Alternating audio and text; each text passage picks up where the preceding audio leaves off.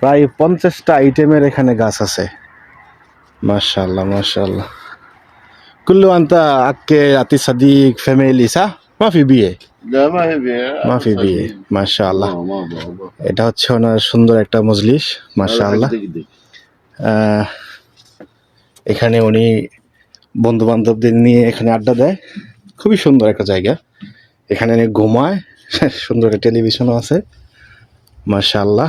একটা পুতুলও দেখা যায় আছে।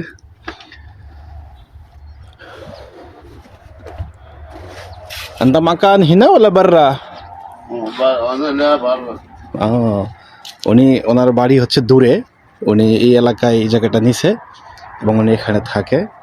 খুব সুন্দর একটা ফ্যামিলি থাকার মতো একটা পরিবেশ। দেখেন একটা মানুষ যেটাকে আমরা বলি অবসর যাপন যারা করে, যারা সরকারি চাকরি করেন কিংবা ব্যবসা বাণিজ্য করেন, জীবনে একটা শেষ সময়ে আসা যারা আসলে দূরে একটা নিরিবিলি জায়গা খুঁজেন, যেখানে কোনো কোলাহল থাকবে না, কোনো গ্যাদারিং থাকবে না, নিজের মতো করে একটু পরিবেশ তৈরি করা, নিজের মতো করে একটু বাঁচা।